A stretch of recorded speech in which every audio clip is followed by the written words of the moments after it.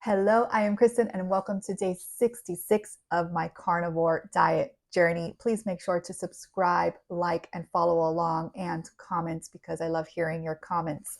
So let's dive into day 66. As you know, I have been going through the challenge of the carnivore diet, and I have had a couple ups and downs, roller coaster of emotions, not just with the diet itself, but mentally. Because when you are on such a restrictive diet, it could become overwhelming mentally if you cannot push through it. You don't want to be miserable on any diet that you do. So in the beginning, I definitely was a little bit miserable, but I knew that I had to push through that misery and figure out what was working for me and what wasn't. And once it started working for me, it really wasn't that bad. And I've kind of come accustomed to just eating my meats and adding a little bit of cheese and having my eggs and my butter, and I'm okay with that. But as you know, because I've talked about it in the last couple episodes, when I got my menstrual period, it has been a roller coaster. Okay. I literally feel like I took 2 steps forward and 5 steps back because this week has been really rough for me. So I want to go over a few things of overcoming these carnivore challenges of fatigue, cravings, digestion issues, plateaus, and hormonal changes. So with fatigue, I have felt extra tired while on my period, and I can't seem to get out of it. And so I definitely highly recommend adding more electrolytes to your daily routine when on your period. I have to start implementing this for myself because I noticed that maybe I need those extra electrolytes while on my period. And that is something that I need to figure out and see if that works for me. So, definitely, I would recommend doing that. If you are looking to try an electrolyte that does not cost a lot of money, I have one that I love to get on Amazon, and I'll link that in the description below.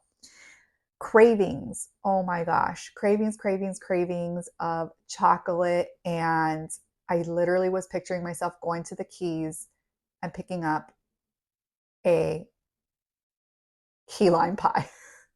There is this place down there that we love, and you can get a whole key lime pie and bring it home. And it's so good that I started looking up recipes on how I can make this dish carnivore.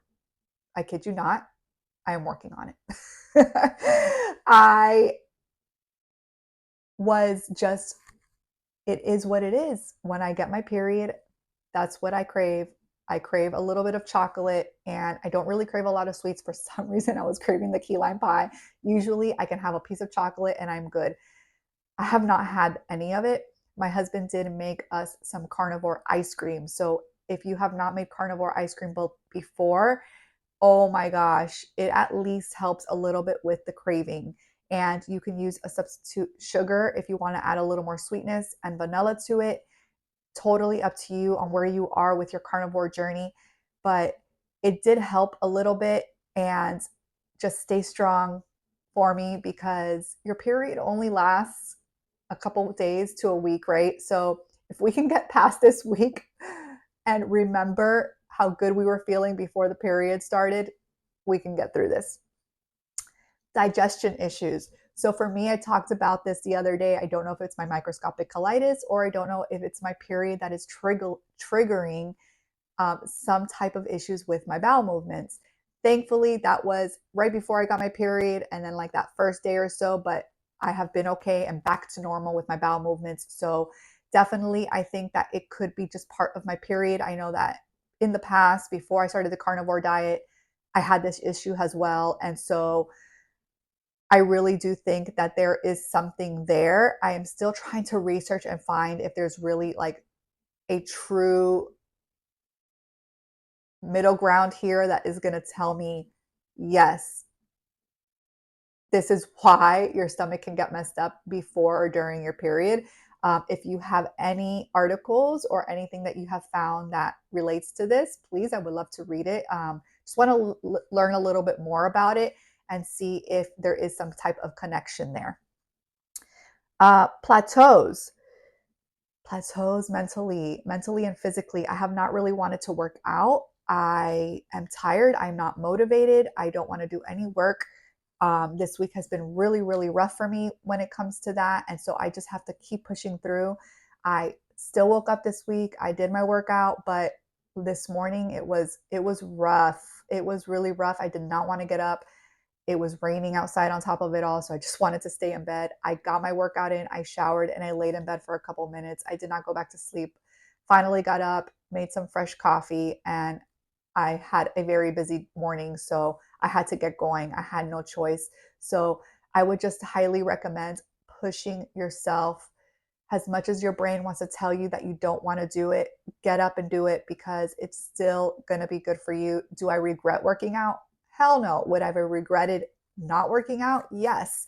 So that's what you really have to think about mentally when it comes to doing the things that you need to do. Hormonal changes, adjusting cycles, week by week, day by day, your hormones are constantly changing as women and as men as well. You guys have hormones too that can fluctuate.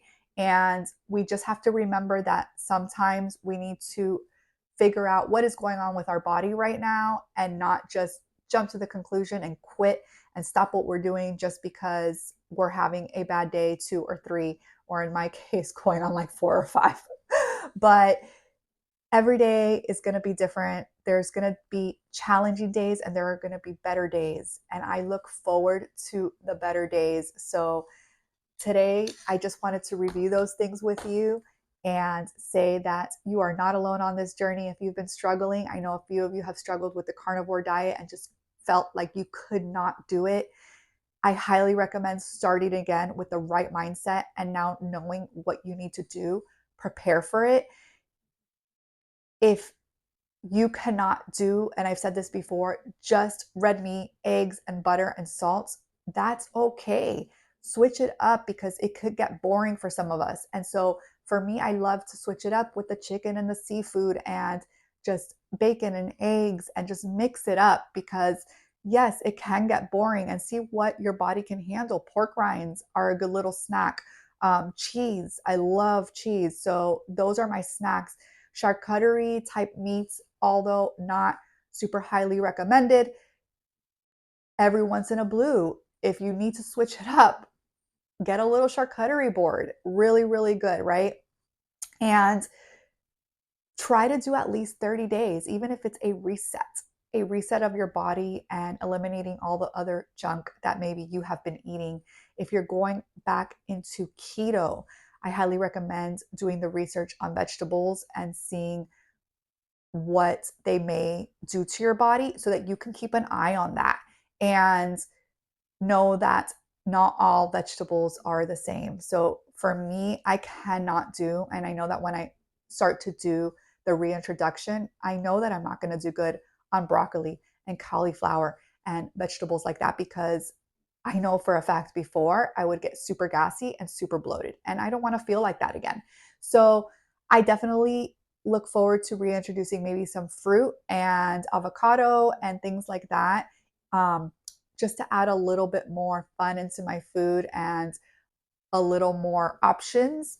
And sometimes, like for example, today I was very, very busy in the morning and I wasn't able to eat. I'm like, if I was eating fruit, I could have just taken a little fruit bowl, taken it on the go, and had that as a snack if I got hungry. I was fine. I got home starving, so I did make my breakfast and I actually got really full after my breakfast. I couldn't finish my last egg yolk. I gave it to my husband. I had made 3 eggs with the salmon, smoked salmon, and cream cheese, one of my favorite morning dishes to go to. And I got really full and then I got tired. And I still feel tired right now as I'm talking to you. And it's really, really frustrating because I was getting all this energy before and I just have to remind myself I'm still on my menstrual and that could be the cause of the tiredness.